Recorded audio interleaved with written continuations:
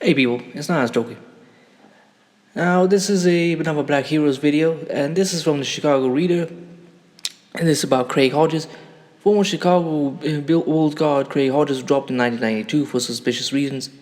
The NBA Finals have begun pitting the Cleveland Cavaliers against the Golden State Warriors, or to put it another way, LeBron versus Curry.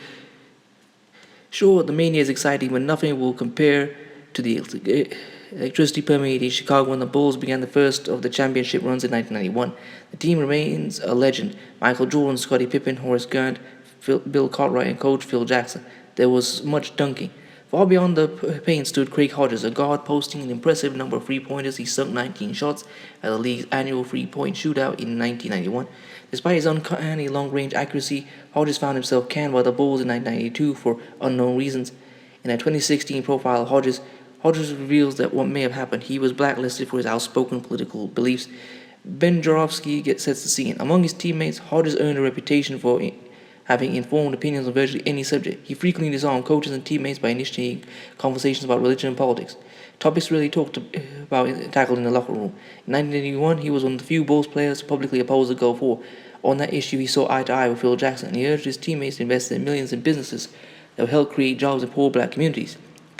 During the 1991 NBA Finals against the Lakers, Hodges approached Michael Jordan and Magic Johnson to suggest a walkout. "I want to stand in solidarity with the black community and call out racism and inequity," Hodges told Joravsky. "It would be a united front with the whole world watching." Jordan and Johnson quickly brushed him off. This did not deter Hodges. The Bulls went on to win the series and capture their first championship. In October, they were invited to the White House to be congratulated by President George H.W. Bush. Hodges showed up at the ceremony wearing a full-length dashiki and bearing an 8-page letter they intended to hand to Bush. The purpose of this note is to speak on behalf of the poor people, Native Americans, homeless, and more specifically African Americans who are not able to come to this great edifice and meet the leader of the nation where they live, his letter began. The letter is not begging for anything, but 300 years of free slave labor has left the African American community destroyed. It's time for a comprehensive plan for change. Hopefully this letter will become a boost in the unification of inner city youth, and these issues will be brought to the forefront of the domestic agenda.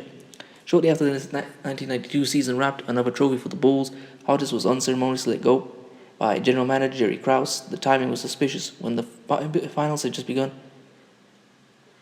Hodges spoke with the New York Times and scolded Jordan for not doing more to call out racial injustice. "The poverty in the city is so hellish. Just look across the street from Chicago Stadium," Hodges told the columnist. "Then you have us playing in here. How much money did we make here last night? How many lives will it change?" The Black Ball began, including a ban from the three-point championship Hodges had dominated 3 years running. When the 1992-93 season began, Hodges was still without a team. In December 1992, league officials told him that they wouldn't allow him to defend his three-point championship at the All-Star game in February. They said they have a policy where you can't participate in an All-Star event unless you're on a roster, Hodges says. But that's not true. In 1989, the NBA allowed Rimas Kurtinaitis, a player for the Soviet national team, to participate in the three-point contest, and he never played in the NBA. Sam Smith wrote a column in the Tribune about the matter, blasting league officials for their hypocrisy. "The NBA sends out a lot of messages. Stay in school, don't use drugs," Smith wrote. "Perhaps it's time for one to go something like this. Keep your mouth shut and behave like people feel like you should unless you can make them a lot of money or are too famous for them to silence." After Smith's column was published, the NBA reversed its position and invited Hodges to participate. He finished third. The writing on the wall flashed neon. Hodges became suspicious that there was far more to his unemployment than diminishing skill. The list of his infractions is long. It wasn't just the dashiki at the White House, or the letter to Bush, or his admiration for Farrakhan, or his criticism of Jordan, or his position on the player's pension. It was all of those things together that made Hodges untouchable. "The biggest way to blacklist someone is to make him invisible," Hodges says. "Why do you think they didn't want to invite me to that three-point contest? Think about it. How would I look if I won?" Someone might ask, why is this guy who's good enough to win the three-point championship not good enough to play in the league, so they pretend like I don't exist? All's well that ends well. Today, Hodges coaches basketball at Rich East High School in Park Forest and reflects on his time in the NBA with zero regrets. "There's a difference between me as a competitor on the court and as an educated black man speaking my mind. I won't take one if it means giving up the other."